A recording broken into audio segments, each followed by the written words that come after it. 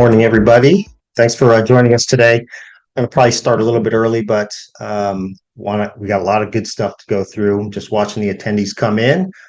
We've got a big group today, so thanks for tuning in, guys. And just a reminder, we do these workshops almost every other Tuesday of the month. You can always check the new and upcoming workshops on our website where you registered for this workshop originally. And we've got some great speakers. No speakers on today. It's just going to be me. So unfortunately, you guys just got to look at this face all day. But I do have some good content to share with you guys. Content that I've seen actual self-directed IRA investors, investments that they've made over my 11 plus year career in the self-directed IRA industry. And I've also have a lot of experience in real estate and lending prior to becoming an executive at a self-directed IRA company. So a lot of good stuff. If you guys have questions, type your questions into the chat box. I'll try to get to as many questions at the end as I can. If I don't get to all of your questions, I've got my email address at the end of this presentation. You guys can always email me. You can schedule calls with me. I love talking about any and all strategies that deal with self-directed IRA investments. So give it a couple more minutes and we'll get started as soon as everybody's logged in. Do me a favor if you guys can too. I want to, let me see, I got to open this chat. Give me one sec here while I do that. All right, guys, let's jump into it. I'm going to go ahead and share my screen now and get underway. And again, if you guys have questions, type them in the chat box. I think you guys can chat with me now, and I'll try to get those at the end. So let me know if you guys cannot see my screen, but we're going to just jump right into it, guys. All righty.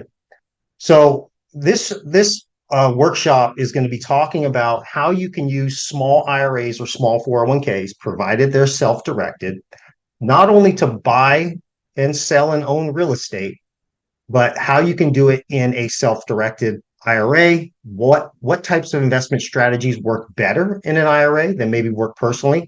There are some differences with owning rental property or real estate investments in an IRA, things that you should know. And we'll just talk about all the things that I've seen clients use when it comes to creative real estate strategies. I want to break down the misconception that you need hundreds of thousands of dollars in a retirement account to buy real estate. There's lots of different ways you can use leverage, or your IRA in this case can use leverage to help it buy property. So let's just jump into it. First, our disclaimer. If you're not aware who directed IRA is, directed IRA is a passive self-directed IRA custodian. We manage IRAs just like you would have an IRA at a Fidelity or Charles Schwab. The only difference is we're not telling you what you should or you shouldn't invest in. Self-directed means you pick the investments. You do the due diligence on the investments. So even though I have experience in real estate investing, I cannot give you tax, legal, or investment advice. I can only give you good education. What you do with that education is up to you. And that's the power in a self-directed IRA is we put the keys in your hand, you drive the vehicle, you pick the investments. But it's also the negative part of self-directed IRAs because you get to pick the investments. So you can only point at one person if your investments go wrong because you're the one choosing them. But that's why we do so much education and workshops like this, is to help you become better real estate or just self-directed IRA investors. You don't have to invest in just real estate. And I find that educated clients make our best clients. So this is just for education purposes only. We always encourage you guys to consult with your professionals before entering into any type of investment. Just a little background on me. This is not about me, but if you're new to the program, I'm the executive director at Directed IRA. I've been in the self-directed IRA business for over a decade now. I started my career in real estate, traditional corporate America job, working at a company doing mortgages at the time back in 2002. So I saw everything from the good and the bad in the 2007s and the 2008s. I've seen the cycles, but I also buy and sell a lot of my own real estate. I'm more of a lender now. I found that lending meets kind of my investment profile. I don't like dealing with toilets or tenants. That's kind of the strategy that I use in my self-directed IRA, but I also am a licensed loan officer. I don't actively use that license, but just to give you some background, I have about a decade of experience in the mortgage business and some experience managing my own rental portfolio. I've also been featured in a lot of different articles and things like that. But again, this is just to give you an idea that I understand a lot about real estate. I understand even more about IRAs and especially self-directed IRAs. And I do hold the designation of Certified IRA Services Professional, which is just a nerdy term saying I know a lot about IRAs, not just self-directed IRAs. So let's talk about first the beginning here. What can your IRA or 401k own? This is just for the people that are already familiar with this. I apologize, but we have to go over this for the basics of people who don't know what your IRA or 401k is allowed to own legally. IRAs and 401ks can own almost anything. Okay. They can own stocks, bonds, mutual funds. They can own ETFs, REITs, and CDs. Those are just considered traditional investments, and you know where to find them. Fidelity, Charles Schwab, Wells Fargo Advisors, yada, yada, yada. Most people don't realize that you can hold more than just publicly traded Wall Street assets inside a retirement account. The reason you never hear about the other we call alternative investments is because you're not going to see directed IRA with commercials on TV. Okay. We don't have the kind of budget for that because we're a small guy. We work with a niche product that allows people to use retirement accounts to buy what we call alternative investments. The IRS allows for alternative investments. The IRS doesn't care what your IRA invests in. It more cares about who your IRA invests with, not what it owns. And there's only two investment restrictions in the IRS tax code when it comes to IRAs, 401ks, and otherwise. But the only two investments you're not allowed to hold in an IRA or 401k is life insurance contracts and collectibles. That's it. Anything else is fair game. So there's a lot of investments out there on the table. It's just that people don't realize they can use an IRA to buy them. And you have to have an IRA with a custodian that will hold investments if you want to own in your IRA rental property, fix and flip, commercial property, multifamily property, private equity, private stocks, syndications, promissory notes, cryptocurrency. The list goes on and on. Most of our clients at directed IRA that have what's called a self-directed IRA that allows them to buy alternative investments also keeps an IRA at Fidelity or Charles Schwab. You can have as many IRAs as you want. That's another misconception people have that they can only have one retirement account. That's not true. You can have as many IRAs as you want. I have a client that has 42 IRAs. Okay? They're all parked in all different types of custodians with all different types of investments. There's a lot of different reasons he has that many, but you can have as many as you want and move money back and forth depending on where you want to invest your money at that time. But when it comes to your IRA or 401k, you always have to work through a licensed custodian so that your IRA gets its tax benefits. This is one of the other misconceptions that people have when they hear buying real estate with your IRA. When we buy real estate in a self-directed IRA, directed IRA, we're not handing you the money out of your IRA to go and buy real estate. That would be considered a distribution, and that would face taxes and possibly penalties, depending on the type of IRA you have. When you have a self-directed IRA at a company like Directed IRA, you work through us. You find the investments, but all the contracts are listed with the buyer being your IRA. The money comes directly from your IRA straight to the title company. So in essence, what we're doing at Directed IRA is exchanging your asset of cash in the IRA for an asset of real estate, or your asset of cash for the asset of a promissory note. It's exactly the same as Fidelity exchanges assets of cash for assets of stock. When you buy Walmart stock in your Fidelity account, they don't send you money in the mail and then you go run and buy it yourself, do you? No, you work through your licensed custodian to buy it on behalf of your IRA. When you get your benefit is from the distributions that you take from the IRA. So don't get confused that we're doing something different with a self-directed IRA. We're just holding different investments. We're buying different investments. And it's not harder to do a self-directed IRA. It may just have more moving parts to your stocks and mutual funds because real estate has more moving parts. So you want to work with a knowledgeable custodian as well, somebody that processes and funds many real estate deals, which we do at Directed IRA, that can help you through the transactional process of buying real estate inside of an IRA. But again, self-directed itself is actually just a marketing term. IRAs are IRAs are IRAs. Your Fidelity IRA works by the same set of rules as your Directed IRA. We'll just hold different types of investments. So, what types of plans can you use to buy and own real estate? So, these are the 7 types of plans that we have here at Directed IRA. Now, you can see a lot of these plans might be plans that you have already established at another custodian. You can self-direct 3 categories of plans. And I will say, if you take one screenshot of one slide in this presentation, take a screenshot of this slide, because I will say that every client I know probably could benefit from multiple plans. There's not just a traditional IRA and a Roth IRA. That shouldn't be your only form of retirement. Okay.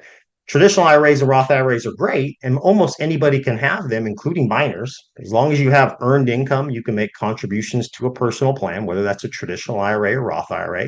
And of course, you can buy and own real estate in a traditional IRA or Roth IRA.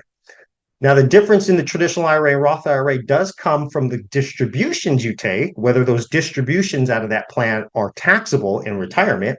We'll talk a little bit about that through the case studies.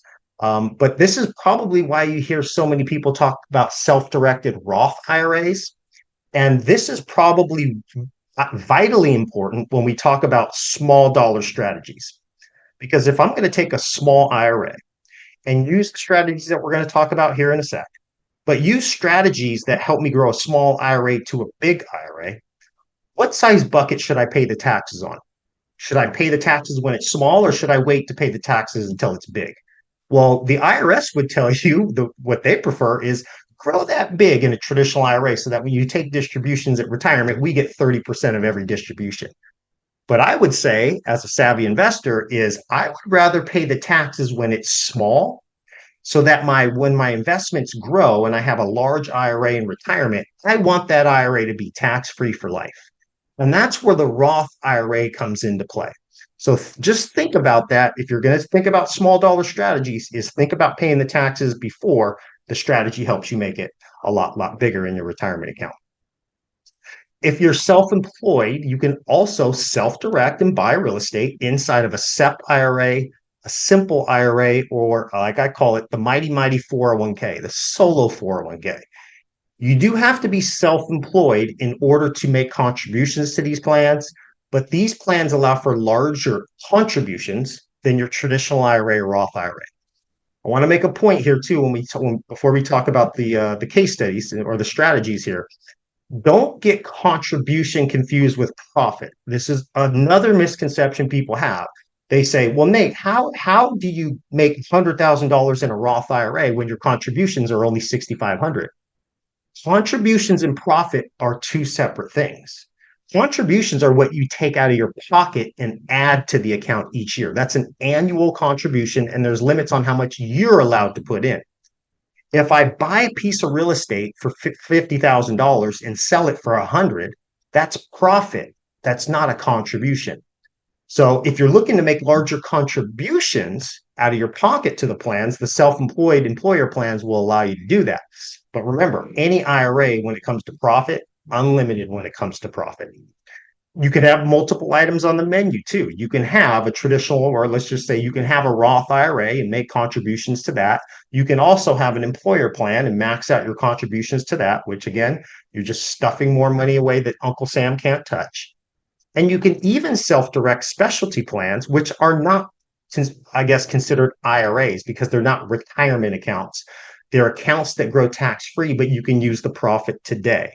So I should have included some case studies, but we only got 60 minutes. But I have some cool case studies of people using these same small dollar strategies through the use of an HSA or education savings account. I'll talk a little bit about that when we come down to it. But basically, how these accounts work is you don't have to wait for retirement to use the profit made within those accounts, because those accounts, you can take distributions the day you make profit to help pay for health expenses, qualified health expenses out of your HSA, and qualified education expenses for your kids and your grandkids. Okay, these are expenses from kindergarten all the way through college. Things like tuition, room and board, books, your home internet bill can be a qualified education expense. I'm just breezing over a little bit of these concepts. We'll have classes on these individually, but the point I want to make here is that Self-directed IRAs do not just consist of retirement plans. Self-directed accounts also include in today plans, and you can apply these to your investment strategies as well. You can also partner these accounts together. Okay. Most of the savvy investments I see, depending on what type of lifestyle you have, if you're married, if you've got kids, there's nothing preventing you from partnering accounts together. When you think of your self directed accounts, think of each account as its own individual buyer. By definition, each account is its own trust. By definition, an IRA, an HSA, or a Coverdell 401k, they're tax exempt trusts. Okay, you have to have a licensed custodian that manages the trust. You can still pick the investments as the fiduciary of the trust, but they're all trust, each and every account. And you can use each name of that trust to buy and sell real estate or partner on real estate. Let's say that you've got a property you want to just wholesale. Okay, we'll talk a little bit about wholesaling. Let's say that I want to wholesale a contract and I find a property that's got a little bit of equity in it. I want to just put that property under contract. Okay, use the buyer, not me, but maybe use my Roth IRA as the buyer. Or maybe I think, well, I want to use this money today. Let me not use the Roth IRA because I have to wait until I'm 59 and a half to use that money. Maybe I'll put on the buyer line my HSA and my kids' education savings account. Now, when you wholesale that contract, that might take, I don't know, 6 weeks, 8 weeks, depending on what you're doing and what type of buyers list you have. But that's profit that will immediately go back to your HSAs and Coverdells that can be used tax-free to pay for qualified health expenses or education expenses. So sometimes the investment strategy, depending on what you're using, might dictate which account that fits better in. I hope you guys follow that train of thought, but you don't have to just use a self-directed Roth for everything.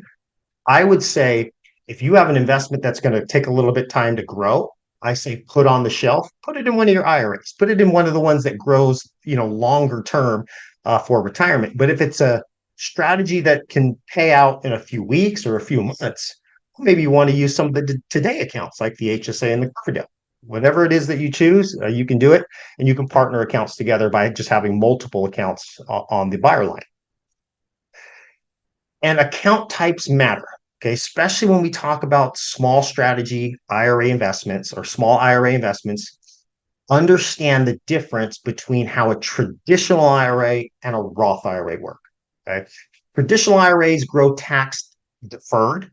You're always going to pick up the taxes further down the trough. Now, more people, about 70% of people that have a personal plan, they have a traditional IRA. That's not because they chose a traditional IRA. It's because they rolled over an old 401k at some point that rolls into a traditional IRA because usually those two buckets are pre-tax. Some people do have Roth 401ks, but most people just start a Roth IRA outside of any employer plan that they've had. But the difference in how those work is through distributions. So just make sure that if you're doing a small dollar strategy, again, I'm keep saying this, but I'm going to keep reminding people, make sure you do it in a Roth IRA. Even if you have a traditional IRA now, you can convert a portion of those traditional IRA funds to a Roth IRA, rip the Band-Aid off, pay the taxes up front. You don't have to pay taxes on the entire thing, but try to do your big profit strategies in a Roth IRA versus a traditional IRA, because once you hit the age of 59 and a half and you've had the Roth IRA open for 5 years, every single distribution you take for the rest of your life out of that Roth IRA is tax-free and penalty-free for the rest of your life. It even goes further than your life because when you die and you have a Roth IRA, that Roth IRA changes hands to your beneficiaries as an inherited Roth IRA where the investments still live and can grow tax-free for at least another 10 years, even longer if your beneficiary is your spouse and she decides to take that as her own Roth IRA. Okay. So again, just hitting on some major points with IRAs in general. This is not just a self-directed IRA concept. This is just an IRA concept. But think about those Roth IRAs, think about those HSAs, and definitely think about those ESAs as well. Okay. So can I buy real estate with a small IRA? Okay. I'm not experienced enough to self-direct. These are some of the misconceptions or some of the questions that I hear on a day-to-day basis of people that just think, well, I can't do that because I don't have enough money or I don't have enough experience to do this. Well, I would just tell you, yes, you can. I've seen people that are not savvy real estate investors make millions of dollars, okay, through the use of leverage. Okay. There's all different types of leverage you can use when it comes to your self-directed IRA investments. Leverage also often includes money, time, and experience. Okay, so every one of these case studies uses some act of leverage. Okay, some sort of to grow their small balance IRA to a large dollar IRA. Okay, it could be the money of somebody else. It could be bank financing. It could be through a joint venture. It could be through a partnership. I put time on there because oftentimes I kind of mention this. Time's on your side with a self-directed IRA, depending on how much time you've got until retirement. Where most of the deals, if you're a real estate investor looking to make some money on some deals, you're often looking for the deals that make money today. And this is one of the mistakes I see a lot of real estate investors do is they pass on these deals that could profit 10 or 20 years down the road, but they're good investments. They think, oh, there's no equity in that property. I don't want to buy that. Well, you don't have to buy it yourself. Buy it in your IRA. If it fits the criteria of your IRA, time's on your side in most cases because you can't take tax-free, penalty-free distributions until you hit that age of 59 and a half. And then experience is another thing that you can leverage. And this is the most valuable thing with self-directed IRAs is you get to leverage your own experience. Okay. If you're a real estate investor and you're currently investing your IRA or 401k into stocks, I would say, well, where's your experience level lie? Do you understand the stock market better than you understand real estate? Well, if you understand real estate better, why aren't you investing your IRA into the same things you're knowledgeable about? It might be that you didn't know until this workshop today. Well, now you know. Okay, so what are you going to do with your IRAs going forward? Invest in the stock market or invest in something that you know or understand better? You can also leverage the experience of others. Okay. You can leverage the experience of people in your local RIAs and your local Facebook groups. There's a lot of good investor groups that I'm a part of, and there's a lot of investors in there that are better than me. And I can lean on them for advice with my self-directed IRA or through some money relationships that could help my IRA grow at some time. And we're going to talk a little bit about that as too. But you're always looking for some sort of leverage to take a small IRA and make it larger through some of these different concepts. Here's some of the strategies, and this is not the entire list, but here's some of the strategies that I see real estate investors do inside of an IRA. Okay. There's wholesaling. Wholesaling is real basic. Wholesaling is just putting a property under contract and flipping the contract to another investor for a fee. Okay. Your IRA, your Roth IRA, your HSA, or your ESA can be the buyer on that contract. Okay. We can fund that investment through the IRA here at Directed IRA. And all the profit goes back to the account that you use to put on that contract. So wholesaling is an easy one. I've seen wholesale deals take $10. I've saw a $10 wholesale deal contract. So if you don't have $10, well, figure out a way to get $10 in a Roth IRA. But wholesaling is one that all you really need in an IRA to do a wholesale deal is enough for an earnest money deposit in most cases. If you're a little bit savvier, there's real estate options. Well, I actually have a bonus case study on real estate options. It's just a one-way contract. We'll talk a little bit about that. It's similar to wholesaling, but it's a little bit different in the functionality of it. You can use partnering or joint ventures. I've seen this quite a bit. If you've got a small dollar IRA and let's say your brother or sister has a larger IRA, well, you can partner those two IRAs together or you can partner your own accounts together. But if you've only got a small IRA, partnering and joint venturing with other people that might have larger IRAs might be a way that you can take your small IRA and make it larger. Okay. Acquisition financing. This means your IRA can actually go and borrow money. You can't use your IRA to borrow money from North America or from Bank of America or Wells Fargo, but there's actually banks that have IRA loans. Okay, these are banks like North American Savings Bank. If you go to the website NASB for North American Savings Bank, they've got a whole team dedicated to making loans to IRAs. Okay. Now, this is a different type of loan. This is not a loan where you personally are the borrower. because it's actually prohibited. You can't sign a personal guarantee on a loan given to your IRA. But your IRA can be a borrower. Remember, your IRA is a trust. Trust borrow money. Okay? It's just a different type of financing from the bank side of it. Most banks that will give your IRA a loan or your 401k a loan, okay, do it on what's called a non-recourse basis. I do a lot of classes on this, so I'm not going to spend a whole bunch of time talking about non-recourse. But basically, what a non-recourse loan is the bank is going to make your loan a loan to your IRA. There's going to be non-recourse language in the note that basically just says, in the event of default, the bank has no recourse to you personally, which is a good thing. You're not on the hook if the loan goes bad. And it also doesn't have recourse to any of your IRA's assets. Only thing the bank has recourse to is the property. Other people would call that an asset-based loan. Now, for the bank to take on that type of risk, what they usually want is what? A larger down payment. Okay. Plus, the IRA doesn't have credit or income to help it finance, but it does have money to make a down payment. So there are banks out there that will loan to your IRA, provided it's a non-recourse loan, and your IRA's got enough skin in the game. Usually they want about 30 to 40%. But there's some other banks out there. If you're local to Phoenix, you can check out, and I'm not promoting anybody. This is just food for thought. You can check out Boomerang Capital. They're a local hard money lender that also will loan to IRAs. Most of your hard money lenders, they will have an IRA product if you call them, because they're used to working on a non-recourse basis in some cases. Another nationally known bank is First Western Federal. Okay, so I'll be just giving you some names to check it out if you want to just buy property and borrow some money from a bank to help your IRA buy more property. Their website's myiralender.com. Okay, so myiralender.com. Or, which we will talk about in some of these case studies, your IRA can use creative financing. Okay, it can buy property with seller financing.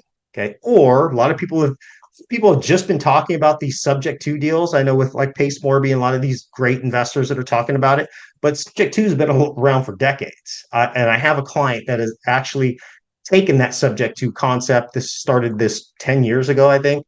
And he's got 5 properties owned in his Roth IRA that are all bought subject to. So seller financing could be a creative strategy to use inside of your IRA. Okay, so all of these, and there's some more, but these are just some of the basic concepts that I see for small dollar IRAs growing larger. So let's look at some real deals now. Okay. Let's look at the first one. So let's just talk about creative financing, okay? And I've done this case study before, and I will tell you, for full disclosure, I just changed the account type on this for education purposes only. The investment's real, the person's real. The type of account I switched from Roth IRA to Roth 401k for just conceptual purposes, because the last case study is going to talk about a Roth IRA, but I wanted to have this as a Roth 401k, and I'll tell you why in a second, okay? But Roth 401ks are great for anybody who's self-employed, okay? Now, you can make larger contributions to a Roth 401k than you can a Roth IRA, okay? Roth IRAs, you're limited on how much you can contribute. It's about $6,000 or $6,500 now. Roth 401ks, you can contribute up to $22,500 into a Roth 401k and into the Roth portion of the 401k, but you can even go way above that through what's called a mega backdoor Roth strategy, which can go up to, say, $66,000 in a Roth 401k. Now, this class is not talking about making large contributions. We're going to talk about the strategy of buying property with seller financing, but there is a difference with a Roth 401k. When you borrow money or you buy property with seller financing, that's different than a Roth IRA. Okay. And this comes to when we talk about unrelated business income tax. I'll talk a little bit about it. I don't want it to go over people's head, but just know that you can buy property in a Roth IRA or a Roth 401k using seller financing. But if you're going to do that strategy and you're self-employed, try to set up a Roth 401k first, because you're going to save yourself in some taxes at the end here. I'll talk a little bit about that. But this is a real investor. We'll call him Ryan. Ryan used a small dollar Roth 401k to buy this property. Okay. Now, this was a property that consisted of 3 warehouse units. Okay. And he found this property when he was out looking for property of his own. Okay. He was a new real estate investor. He's into real estate for the first time. He's self employed. That's what gives him the right to have a Roth 401k. And he ran into this property where the property owner was a recently widowed woman. Okay. Her husband was actually the one that was actively managing the property. So when he passed, unfortunately, she had to take on that ownership headache of these 3 warehouse units. Now, when the title transferred over, or when she was actually managing the property, the tenants of the 3 warehouses became a little inconsistent, I'll just say. Okay, so it was giving her a lot of stress in her life. She didn't need any of the money. She had enough money in savings and in retirement. She didn't need the money. She just liked the monthly income that these properties generated. She can rely on the monthly rents, but she didn't like banging on the door all the time and asking the tenants for rent. And truthfully, the tenants became more of a burden to deal with once they found out the original owner passed away. One of the tenants became inconsistent with paying. One of the tenants just became non-existent in paying. And then one tenant actually kept paying, but she had one of 3 of the tenants that were paying. And she just was struggling maintaining this property. So Ryan decided, well, after talking to her, that he found out he had a solution for her that wasn't just him coming in and buying the property and giving her a bunch of cash. Okay. What he did is he decided, well, what does she really need? She wants the monthly income, but she wants the monthly income without the headache of the tenants. So what he offered her is, instead of just buying the property and taking it off her hands right away, he said, what if I can give you a small down payment? Okay. She owned it free and clear. If she would carry back a seller finance note to the buyer. And in this case, the buyer was his Roth 401k. Okay. So when he draws up the contract, the purchase contract on these investments, the buyer on the contract is not Ryan. The buyer on the contract is the vesting of his Roth 401k. Okay. There, every account has a specific vesting. All you have to do as the client is just put the vesting on that contract, and the money for the purchase, whatever this is negotiated upon, comes from the 401k, not from you personally. Okay, so that's the only difference here. But how he figured out this payment though was actually unique. Again, this goes to real estate investors solving problems. He said, well, you're getting currently this much in monthly rent, but you don't want to get the headaches. What if I can take over that problem? Okay. Carry back a note to my Roth 401k. I'll find property managers that can manage the units. And my Roth 401k will make you a monthly note payment with that's pretty much equal to what you're getting now. Would that be something that you'd be interested in? Well, this made her very happy because she didn't have to deal with the tenants, but she knew that he was going to, provide her a monthly income through the note payments.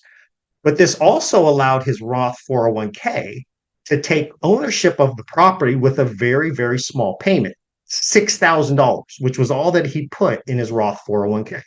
Okay, so $6,000 down, and his Roth 401k was going to have a carry back a note that's going to have responsibility for a note payment on $94,000 going forward. Okay, but it alleviates the headache of the homeowner. So he retains title to these properties owned inside of his Roth 401k. He keeps these properties rented. He gets the properties rented, kicks one of the tenants out, okay, through his property manager.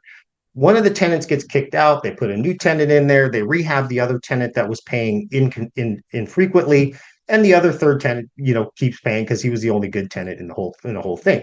But now he's got 3 paying tenants that remember who owns the property. Property is owned by the Roth 401k.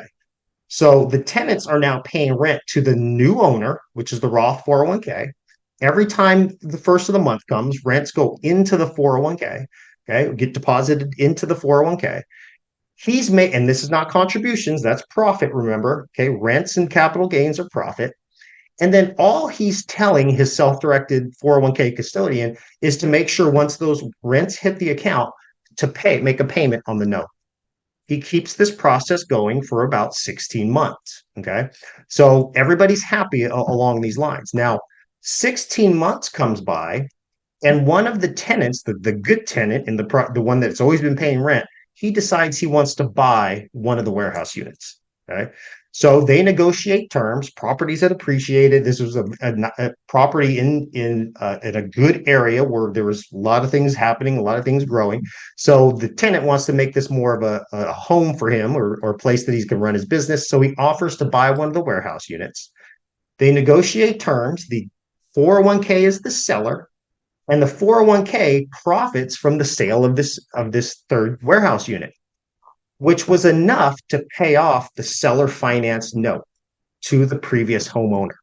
So what's that leave inside of the Roth 401k owned today? The two other warehouse units, okay, that are still cash flowing, that are valued at approximately $100,000 each and growing every single month through rents. Okay. Now, Ryan did this on his very first deal. Okay. Remember, he didn't use a lot of money on this.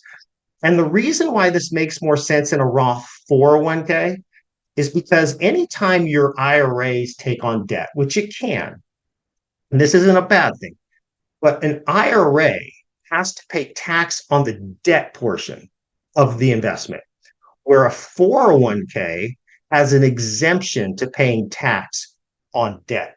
Okay. It's a little bit advanced topic, but if you want to understand what it is, we're talking about unrelated business income tax, or specifically unrelated debt finance income tax. Now, doing this in a Roth IRA does not make it bad. It just means that your IRA has to share a little bit of the profit, the capital gains on this in this example, with Uncle Sam, because your IRA borrowed money or it leveraged somebody else's money that were not the IRAs. But a 401k has a built-in exemption to unrelated debt finance income tax. So again, you can do it in either account, but that's a better investment done in a Roth 401k. Now you can see how a $6,000 Roth IRA or Roth 401k can turn into $200,000 using a creative strategy like seller financing. Now, what are some other solutions or strategies he could have used at the beginning? Well, he could have just put the property under contract and wholesaled it for a quick profit to his Roth 401k or Roth IRA. I would say that's a good strategy, but not the best one. I think the best one is the strategy that he used for long term. But if you're just need some quick cash and you want to build it up, wholesaling works good. Or you can use the use of a real estate option. Okay, real estate options are a little bit different. If you understand real estate options, what a real estate option, if you don't, real estate options are one-way contract that gives you first right to buy a property. Now, it's a little bit different than wholesaling, but you can still use an assignment of contract to make profit through a real estate option. I don't have a whole lot of time to go over it, but I will tell you I've seen some good real estate option deals, taking a $10,000 Roth and making $200,000 just using a real estate option. But that would be two other strategies that you can use instead of just doing what Ryan did here. Okay. This is actually, if anybody wants an actual example, I've got one in my presentation here. I'm not going to spend time on it now, but if you want a copy of the PowerPoint, just shoot me an email. I got my email address at the end here. So let's talk about the last one, and this is a really good deal. And this we're going to talk about buying property subject to. Okay, now there's some cautions I'm going to give you with subject to investing, but it's definitely an investment strategy that you can use inside of an IRA or inside of a 401k. So this is a client that I had named, we'll just call him Paul. Okay. Paul worked a corporate America job. He had about a $70,000 IRA, rollover IRA, traditional IRA that he rolled over from his old corporate job. Now, when he left this job, and it's important, a lot of people say, well, Nate, can I self-direct my current employer 401k? That would be a question for your current employer. Most current employer 401ks can't be moved until you have separation of service, okay? Meaning that you died or you left that job and moved to another job. B is better than A, obviously.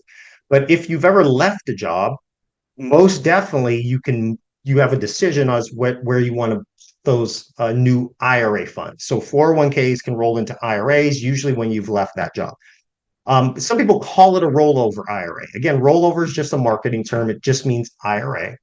But important to this story is that Paul started with a rollover or traditional IRA. Now, remember, depending on your strategy, you want to decide whether or not it makes sense to pay taxes on that traditional IRA before it becomes bigger.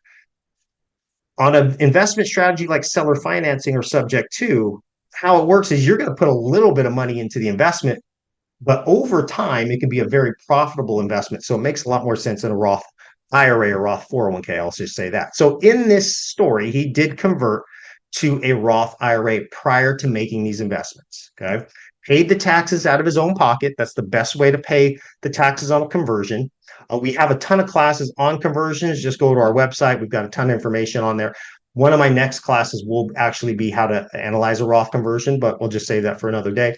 Just know that he had a traditional IRA that he converted to a Roth IRA and made that a self-directed Roth IRA so he can buy real estate. Now, here's the strategy that he learned. He learned how to buy property subject to. Okay. He started looking at subject to as a better investment for his IRA than him personally, because these are strategies that might take a little bit of time depending on your profile that you're looking for when it comes to each of these properties.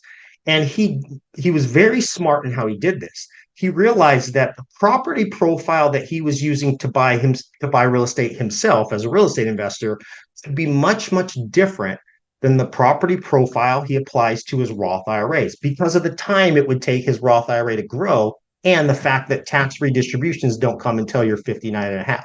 So he made sure to not pass on deals that profited in the long term. Most beginning investors pass on deals with no equity. They pass on them because they think, well, I can't make money on that today. So they pass on them, leaving other savvy investors to pick up the pieces and maybe solve problems that get these deals into an IRA that profit long term. So here was his property profile going into each investment with his Roth IRA. He wanted to look for properties with little to no equity that were recently expired on MLS. Okay, what did that tell him? Well, it told him that something happened. They want to sell the property. The listings had expired. So maybe there was a reason it expired. And a lot of these listings expired because, again, people were passing on these deals because these properties had little to no equity in it. Okay, so the MLS listings expired, but it told Paul that these were people that wanted to sell.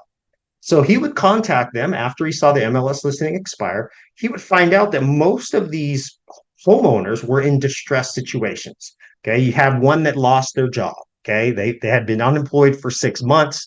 When you're unemployed and you have a mortgage payment, what happens? Well, the loan payments become in default. If you can't pay the defaulted mortgage, what happens? The property gets foreclosed on. You're left with 10 years of bad credit, and now you can't buy another home. Okay. So these people were in distressed situations and they needed help. And your normal real estate agents and normal buyers couldn't help because there was little to no equity in the property. So once you include realtors and holding costs and all that, well, you're going to have to short sell that property or sell it with coming money to the table as the owner. But these people didn't have even money to make the mortgage payments. So he was also looking for properties in good condition, in good areas where rents could cover the mortgage payments because he just wanted to take over the existing mortgage, okay, get it out of arrears, get it out of its current situation, get the properties current, maybe even give the homeowner some money to walk so that he can turn this existing property with existing financing into a rental property where a renter could cover the mortgage. Now, some people say, well, why won't these people just turn it into a rental? Most people are not equipped to handle rental properties, and that's just not something they want to do. The problem's not the house, the problem's the mortgage payment. So they just want to move on with their life and not have a foreclosure on their credit. Okay? And he wanted these investments to be put in his IRA as investments on the shelf. Because what's his long-term strategy? If I can take over the payments or my Roth IRA, take over the property, take over the responsibility of the payments, get a renter in each of these properties. The renter can pay rent to my Roth can pay the mortgage payment. And if I continue this ongoing for month after month, year after year, at some point, my Roth IRA will own a property free and clear because the renters helped pay off the mortgage payments. Now, what else happens when you own rental property in a good area? Rents in the area go up, your mortgage payment goes down, or not goes down, but your mortgage payment stays consistent. It might change with property taxes and insurance, but your interest rate's consistent. Rents go up, you've got a little bit more money. It becomes easier to rent these properties as you go on, but these are all in good areas that the rents covered the mortgage from the beginning. And this was the property profile for his Roth IRA, not the property profile for himself personally, but he thought, if I can do one deal a year, okay, that takes me less than $15,000 up front, these can be good long-term investments in my Roth IRA. So let's just talk about what subject to is. There's a lot of misconception about subject to. Okay, subject to is in real estate refers to a type of transaction where the buyer makes an offer on the offer to purchase the property subject to the existing mortgage or financing already on the property. So you're going to take over the mortgage payments going forward. Now, what type of mortgages do you want to look for? Okay, I'm not giving investment advice, but these are just some of the things that I think you should look for if you're going to look to buy property subject to. Some of the questions you want to ask the homeowner. Well, what's the interest rate and what's the payment? Okay, you're probably going to want to see a statement. Okay, see what the interest rates are, see how much are in arrears. Also important on that, how deep are they in the mortgage? Now, you're not probably not going to find many too deep in the mortgage because you're going to probably find equity in there too. But think about people that bought property, let's say a year ago. Okay. Depending on your area, property values have stayed relatively consistent. Okay. But he was buying these properties when property values were dipping down. Okay. Remember, he did this about 10 years ago. Okay. So depending on the cycle that you're in real estate, you might find more or less of these types of deals where you've got little to no equity. Now, he was doing this in the downturn. Okay. Remember 2000, 2009, 2010, there was a lot of opportunities for people to make a killing, I would say, just in real estate acquisition. Now, he was buying a lot of the properties that the property values came down, but these people still had the mortgage payments. Okay. And if they hadn't worked out something with the lender, okay, they were in a tough situation. So remember that you're taking over the existing mortgage. So you want to know about that existing mortgage. The buyer expects to keep the loan in play, okay? And you have to make an agreement that you're going to make the payments going forward, as well as catch up any delinquent mortgage payments. So is it 6,000? Is it 10,000? But this is going to be your initial investment up front, which could be very small. Okay. And you can even negotiate cash for keys where your Roth IRA gives the person 5 grand to help them, go rent or go do something else. Okay. But you need title to this property and you need the homeowner out so that you could turn this into a rental. Now, this is not taking advantage of the person either, because these are people, I'll just tell you, these are people that were already in a bad situation. Okay. They were in a rock and a hard place, and they were there was one that was actually 2 weeks away from foreclosure. Had Paul not negotiated these types of terms, okay, where he caught up the mortgage payments and made the mortgage payments going forward, this person would have never been able to buy a house again, okay, for at least another 10 years. So a lot of these people were actually helped through this creative strategy, okay. The deed will change hands, okay? And there are some cautions here, and I'll get to that in a second, but the deed is going to change hands to the original owner to the new owner. In this case, the new owner was a Roth IRA. You can use a Roth 401k. You can even use an LLC if you want, that's owned by the IRA. We do a lot of that too, okay? And funds can be distributed through escrow. I would urge everybody to use escrow, use title, do it like a traditional closing, but you can have all the funds delegated or distributed through escrow. Now, here's cautions with subject to. Okay. You have a responsibility to perform, even if your IRA is the owner. Okay. So, with that being said, if you have, let's say, a subject to deal where you've got $10,000 that needs to be, given to pay the property taxes or pay the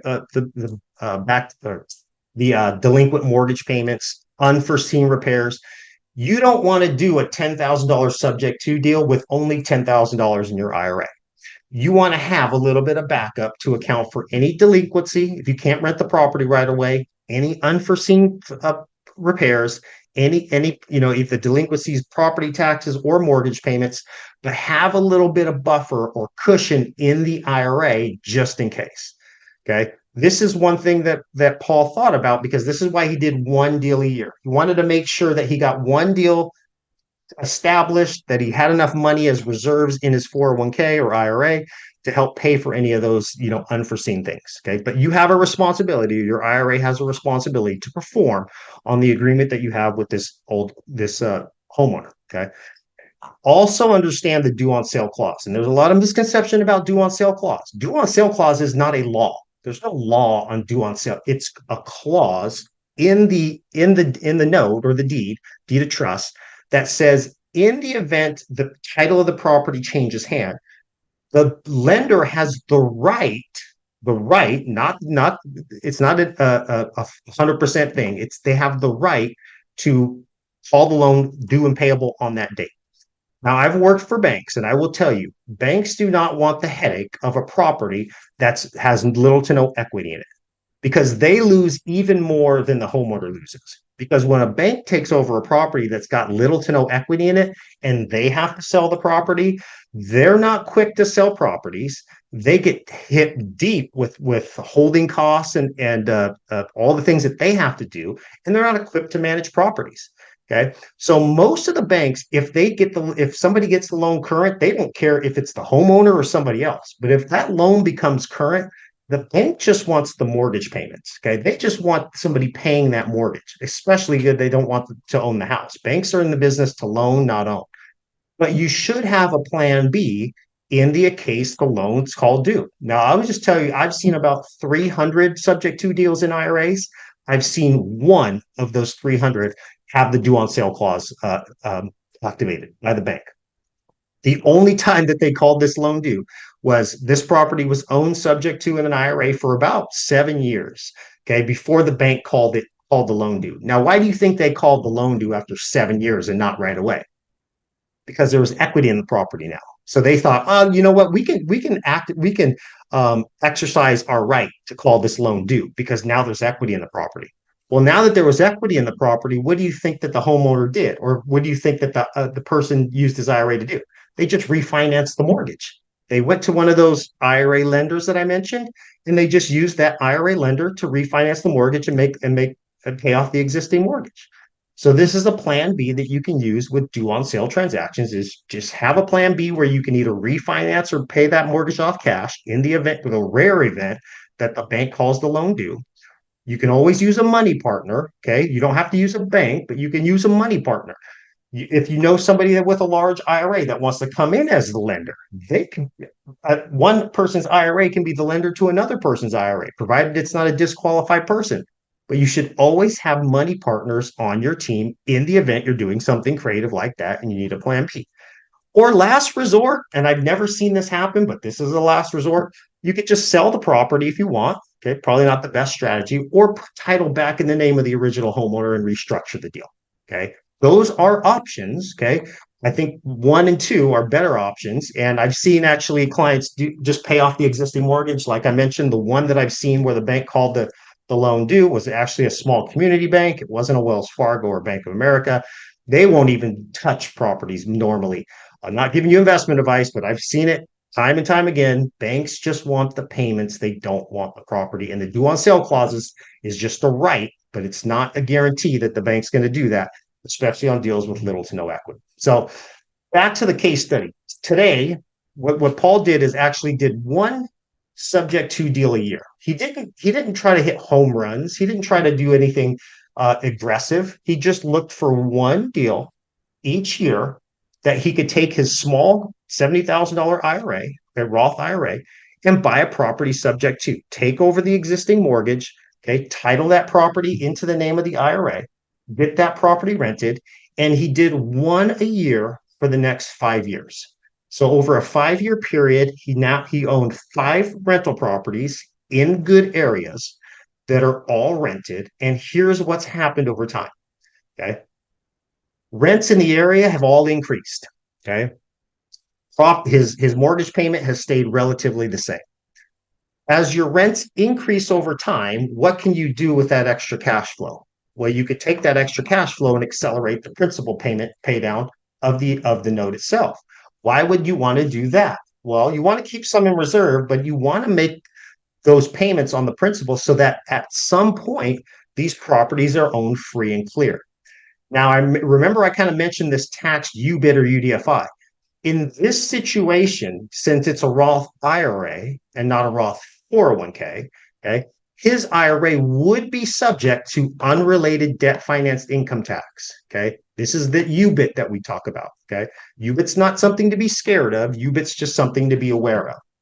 When it comes to an investment like this, let's talk about when this UBIT might kick in. Okay. First, you've got 2 forms of income when it comes to rental property. You've got your annual income, which comes through your net rents, and then you've got capital gains. Okay. If your IRA is going to be subject to UBIT, you just want to analyze how this tax is going to kick in to my annual income and my capital gains. So your annual income is going to be off your net rents, because now that an IRA has expenses, and now that your IRA is a quote taxpayer, you can use the expenses to offset the income. You can even use depreciation. This is one of the rare circumstances that your IRA can use depreciation. IRAs don't normally need a depreciation because an IRA is not a taxpayer if you're buying all cash. If your IRA is a taxpayer because it's using the debt of somebody else or it's acquiring debt from a bank, okay, it is a taxpayer. So now you can use expenses and depreciation to help offset the tax and whittle it down. So you're only paying tax on the net profit. But remember, he's got a mortgage payment, he's got property tax, he's got all those things. So the net profit is actually very, very small. So even though his Roth IRA does have to pay a little bit each year on the net rents, it's very, very small. I would say probably a couple $100 a year on just the rents, on just the taxation on the rental income. But what's happening over time? Remember, I said his rents are going up, and as he gets deeper into the loan, what's happening with the mortgage payments? More of the mortgage payment is going towards principal versus interest, right? Because you guys have seen how an amortization schedule works. As you get deeper in the loan, the payments that you make are paying more towards principal. So in the event that your property value is also going up, okay, property value is appreciating, and your loan balance is going down, how much of how what's that effect on the unrelated business income tax? Because you're only paying tax on the percent that your debt leveraged. So even though he started with basically 90% debt leverage, we'll call it, property value goes up, note balance goes down. Each year, his percentage of debt goes down. So his UBIT goes down every single year. Okay, that's with the annual rents. Now, when you're talking about capital gains aren't taxed until you sell the property. None of these properties have been sold. So there's no UBIT or UDFI on profit that's not there. And here's how this UBIT or UDFI tax kicks in with your capital gains. When you sell the property, okay, they're only going to look back at your past 12 months of indebtedness. Okay, this is just for capital gains. When you sell the property, they're only going to go back 12 months. They're not going to go back to the very beginning of this transaction. They're just going to see what is the average debt over the last 12 months. Okay, that's the percentages that's going to be used, okay, to calculate how much tax your IRA might have to. If these properties are paid off, or if the loans are paid off, and you own it another 12 months past that, and there's no debt on the property, and you decide to sell, how much capital gains tax do you pay? Zero.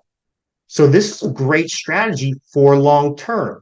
You're going to get eaten up with taxes if you're trying to buy property subject to and flip them. I just don't even think that's the right play, especially with an IRA. But if you're buying them to hold them as rentals, and you're holding it 12 months past the loan being paid off, you still pay 0% capital gains.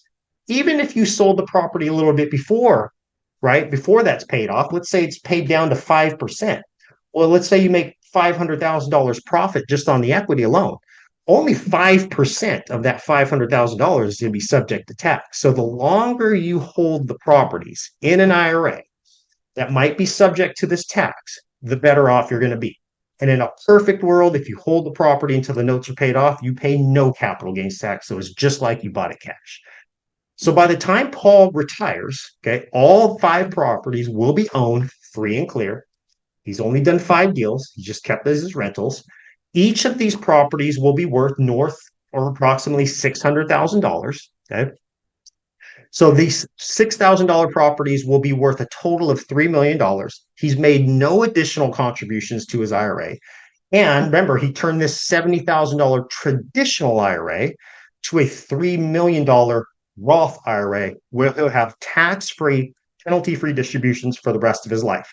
Now he has a decision to make when he hits 59 and a half and these properties are owned free and clear. He can just continue to cash flow these properties. Okay. He probably won't do that. He'll probably decide to sell 1 or 2 based on the areas that they're in and maybe upgrade to another property, maybe upgrade to a small multifamily property. But once you have a $3 million Roth IRA and you're 59 and a half, this is where your mentality should switch. You should be thinking, how can I buy as much investments in this Roth 401k instead of my name, even if you're still investing in real estate? Because a Roth IRA with qualified distributions, having it for 5 years and being 59 and a half, you never have to pay taxes again. You're completely off the grid. IRS can't touch you. You can continue to invest that $3 million Roth to the day you die and live tax free off the distributions. It's one of the greatest wealth building strategies ever given to us legally, right? We're not running to another country to escape taxes. Okay, this is avoiding taxes by doing investments in a Roth IRA that pays no taxes on the growth. Okay, great strategy. And each of these properties can continue to cash flow. And not only that, when he dies, these properties or whatever properties he owns in his Roth IRA will pass on as an inherited Roth IRA, either to his kids or he can pass it to his spouse. But his beneficiaries are his kids. So, what better legacy to give to your kids, but then to give them a Roth IRA that owns income producing property that they can take tax free distributions for at least another 10 years. I find that real estate owned in an IRA is a better legacy to leave, especially your kids or your grandkids. Because most people who have large stock portfolios, which is great, but what happens when you pass on and you leave an inherited IRA with a bunch of stocks in it? What do you think most kids do? They push a button and sell, okay, and then they take all the money out. Now they could do that with property, but it's a little bit harder to just push a button and sell property. So what do I see most kids do that inherit these large IRAs or Roth IRAs that have property, that have tangible real estate assets in it? They might squander the rents because the rents are coming in monthly and they might take distributions of that, but very rarely do they go and sell the properties. It actually forces them to understand how to manage the properties. You probably want to teach them this before you pass away, but it's a nice legacy to leave your kids or your grandkids to give them another 10 years of tax-free distributions through an inherited Roth IRA. So nice job, Paul. I think this is a great strategy. Again, you don't have to be an expert to do this. You just have to understand the strategies. And what Paul did is he was consistent. And this is an actual quote from Deion Sanders. I love Deion Sanders. You guys follow football, you know how he's big in the news right now. But one of the things that he says to his team is you don't have to be great to be consistent, but you have to be consistent to be great.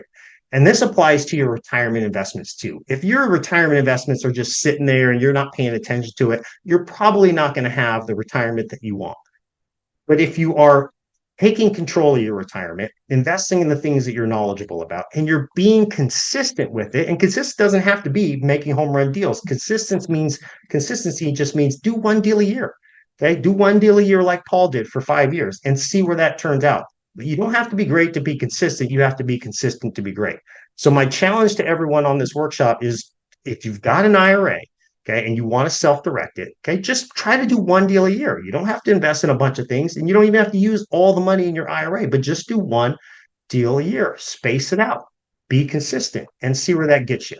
Okay, and how do you get started? It's not a lot of work to get started in self-directed IRAs. Go to our website. You can open a self-directed IRA in as little as 10 minutes. The second step is you fund it. You can fund it by rolling over an old 401k. You can transfer one of your existing IRAs over, or just make a contribution like a lot of these people did. They just made small contributions to get started. Okay. And then self-directed, which usually once you've got an account open and funded, you can start buying property through us, through directed IRA, and we process investments in as little as 24 to 48 hours. Why is that important? Because if you're out negotiating to buy a property, what sounds better to the homeowner? That you have to wait 30 days to get some sort of loan underwritten and approved, or you've got cash in your IRA and you can fund this investment in 24 to 48 hours. This is where I see a lot of IRA investors take advantage of that because they can get money out of their IRA to a title company through us within 24 to 48 hours, provided all the documentation is correct. So open it, fund it, self-direct it.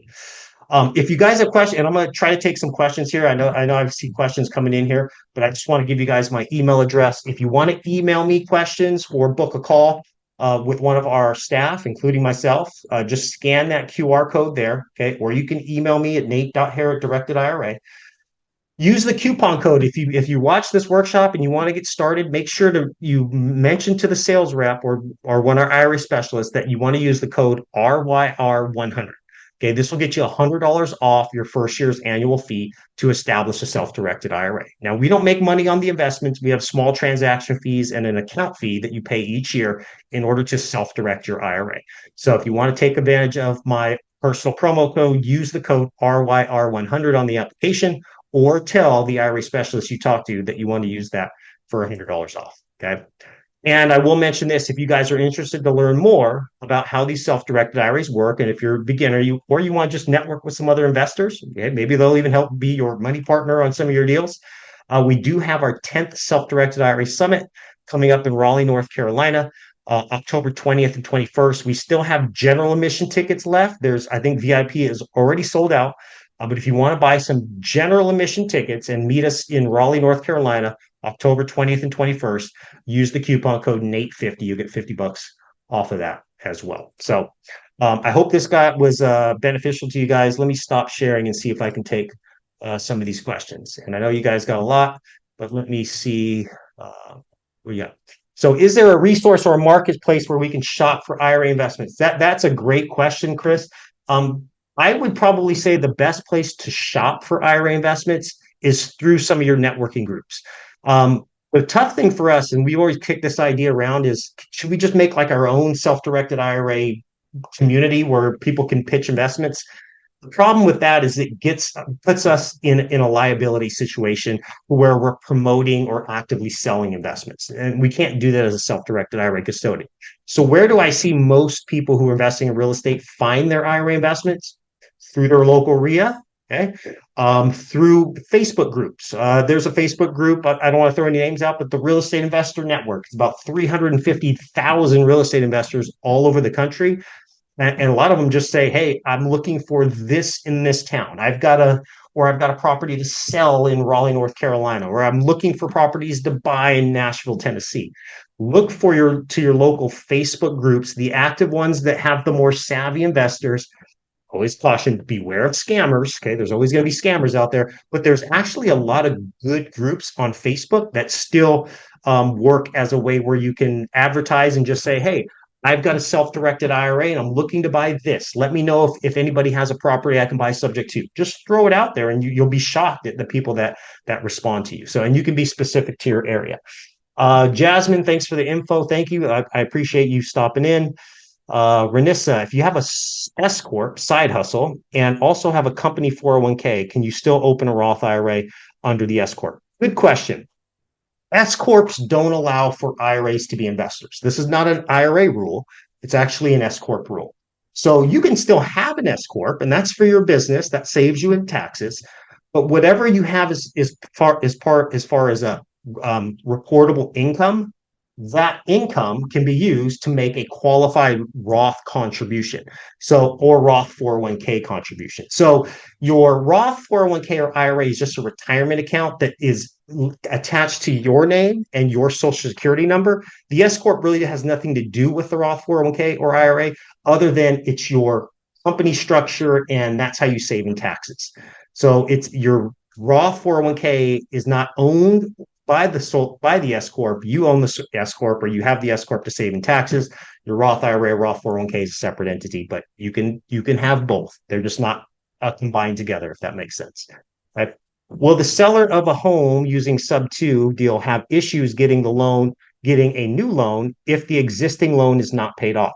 This is another great question too. So I think what you're referring to is the current homeowner, once you give them cash the keys and you catch up their mortgage payment, what can they do afterwards? Well, most of them can actually use the rental income on the property that you take over subject to, because here's how mortgage lenders will work. They're still going to have that property, that mortgage payment show up on their credit report. So it's going to be they're going to have to work through the mortgage company and see what their requirements are, offset that debt. Okay. But remember, they are legally saying this is now going to be a rental property. What you might have to do as the new owner to help them qualify is give them a copy of the lease agreement. Okay, whatever lease agreement that you have, you can give that to them, and most mortgage lenders will offset the payment using the rents. Some mortgage companies, and again, this every mortgage company is different. Even without a rental agreement, I know that some mortgage companies are a little bit more flexible. As long as you say this property is going to be turned into a rental, they'll take the mortgage payment, multiply it by 75% to account for vacancy. They'll say, well, you can use 75% of the rental income in that area to offset the payment. So it actually is a good thing as long as you're renting it, right? And you've got a lease agreement, or even if you don't have a lease agreement, that that homeowner, that old homeowner can go and buy a new property, offsetting a rent through calling it a rent. So great question. Let's skip down. So you open an IRA account for each property. This is a good question, actually. So I don't cover this much, but you can have as many IRAs as you want. I think I mentioned that I have one client that has 42 IRAs. Now he is very, I guess, concerned with just asset protection. Okay, he doesn't go and open a bunch of LLCs for asset protection. He just opens a lot of IRAs for asset protection. He does this with his stocks. He also does this with his real estate. I'm not saying you have to go to that extreme, but it's an option for you. You use it as like insurance, I guess you would say. People do this with their LLCs all the time. They open an LLC for each of their own personal investments. Now, IRAs work a little different. You can have an LLC own the property and your IRA own the LLC. You can do that, and we actually set clients up with that. Or you can just open a different IRA for each property that you buy. Now, the reason you might want to do that is for asset protection of your IRA investments, so that each IRA investment is owned separately in different IRAs so they don't touch each other. Okay. But remember, IRAs have a little bit of house protection from you personally. So you personally don't have anything to do with these IRA owned investments. That's a very important concept there. Okay. 99% of the time, okay, there's some states that you want to be concerned a little bit about this, but not really much. But if you have something happen to your IRA owned investment, okay, remember the liability is isolated to that IRA. It almost works like an LLC because remember your IRA is a tax exempt trust. What happens in that trust stays in that trust. It can never come back to you, and you can never be personally liable for something that happens in your IRA. Now, I've seen some clients do a little combination of all of it. I have one client that actually owns 4 or 5 properties in one Roth IRA, and he opened up a separate Roth IRA for one property. Now, why did he do this with one property? Because the properties that he owned, the existing properties in his Roth IRA, were really good properties. They were rented in good areas. He had no problems with those IRA investments. He found a deal that was a little bit skeptical of an area. I'll just say that. Okay, it was a little rough area town. It was a good deal, but he thought that there might be some problems on this, right? So what he did is he opened up a separate Roth IRA just for that one investment because he didn't want something to happen with that investment that would affect his other investments. Okay. So again, you can have as many IRAs as you want, and you can use it to your advantage depending on how safe and secure you want to be, and you can dictate it based on each individual investment. So good question. And I know I'm kind of skipping over some of these questions because I want to get to some of the easier ones. Some of these are a little bit more, I guess, would take a little bit of time, and I probably just want to have a conversation with you. So if I don't get to your question, just email me or schedule a call with me, and I'll see if I can get to that through the week. So let's see, Julie Larson. If I use my Roth IRA to buy into a multifamily syndication that is using about 50% of debt, can I carry forward the bonus depreciation from the first few years that I didn't use and apply it to the gain of the sale? Yes. So in an IRA, remember, if your IRA is involved in an investment that is going to incur some, or that I guess is triggering a tax to the IRA, that triggering a tax to the IRA comes in basically 3 circumstances. I didn't cover this, but we'll just talk about the 3 circumstances your IRA becomes a taxpayer. Okay. One is if your IRA is buying personal property. We're not talking about that when we're talking about real estate. But if your IRA was going to buy a mobile home not attached to the ground, that's actually personal property. It's not considered real estate. Most personal property you're thinking about, though, is this desk, a jet ski, a boat. Those are personal. You can buy those investments in an IRA. They just don't make sense because you have to pay unrelated business income tax when you're buying personal property, okay, not real estate. The other circumstances, if your IRA owns a business, okay, like an operating business, okay, if your IRA owns an investment that's incurring operating business income, like a let's say my IRA, I did have a client want to do this. I thought it was kind of a silly investment, but hey, it's their choice. They wanted to buy an ice cream shop in their IRA, Roth IRA. You can do it, okay? But the IRS is not going to let you get away with paying no business taxes if you own a business. It's a leveling of the playing field. It says if your IRA owns a business, your IRA is going to become a taxpayer. And again, that's where this unrelated business income tax kicks in. Now, buying multifamily through a syndication is still considered real estate. But most syndications and most multifamily are doing what? It's the third thing and the most common way you put your IRA in a taxable situation, which is when your IRA buys an investment that has debt on it or uses debt to help buy the property. Okay. So if your IRA is an investor, this syndication, remember, and your IRA, and they're going to be debt leveraged, your IRA has to account for that debt leverage piece. Okay. But now that it's a taxpayer, you can use whatever depreciation is being used throughout the investment. You can use that to offset the income of your IRA. Now, in most syndications, I will say a lot of multifamily deals, I won't say syndications, but most multifamily deals, it's usually a little while until your IRA actually sees some profit. Sometimes it could be 3 years or 5 years down the road before you even see some distributions back to your IRA. It just depends on how the deal's structured. But if there's no income, there's no tax, right? Or there could be a tax, but what's the tax on $0? Zero. But once your IRA starts getting distributions, then yes, if it's a taxpayer, it can use depreciation and expenses to offset the tax. There's actually a form your IRA turns into us, and you have a CPA parrot. It's called a 990T. Just write that down if you're going to invest into some things that are taxable. Again, it's a 990T.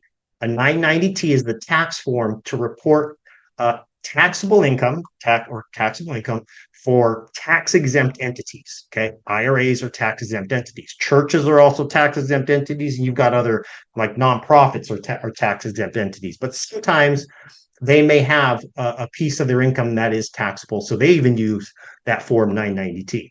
So I will just tell you, use a competent CPA that understands the 990T. Okay, just find that. But again, good question. If your IRA is a taxpayer because it's using debt for its investment, an IRA can use depreciation and expenses to offset the tax. A lot of questions, and I apologize, guys. We're getting a little bit over on time. So just make sure, I'm going to type my email into the chat box. I appreciate all the questions. I want to get everybody's answer, but I probably won't be able to get them answered here because I know a lot of people have it scheduled and you want to get down back to your day. So I appreciate everybody joining in. We've got a large group here. Shoot me an email with your question. I'll try to get your question answered by the end of the day, or just schedule a call with me using that link, or go to, let me just give you guys the link here. Give me one sec. Go to this link here, and you can schedule an appointment either with me or with one of our certified IRA specialists that actually help you open the account, establish the account, move the money over. We've got a big team of very experienced, knowledgeable IRA specialists, so they can help you. But if you're looking for me, I've got my scheduler down there at the bottom. So schedule an appointment with me too. So I appreciate your guys' time. I know there was a lot of information in a short amount of time, but I hope that this was beneficial to you guys. And I hope it at least gave you some ideas on what you can use a small IRA for and buy real estate. So just get outside the box. You don't need hundreds of thousands of dollars and millions of dollars to do this. You just need to be creative. So thank you guys. My name's Nate Hare, Executive Director at Directed IRA. Diego, I typed in my email there. It's nate.hare@directedira.com. Nate.hare, Hare, at directedira.com. Thank you guys. Have a good rest of your Wednesday. And we've got another workshop in 2 weeks on Tuesday. We're going to talk about some small IRA note strategies. So kind of keep with the same concept of small dollar IRA investments, but we're going to switch the conversation from real estate and talk about small dollar IRA notes. So thank you guys. Have a good rest of your Tuesday. Appreciate you guys' time.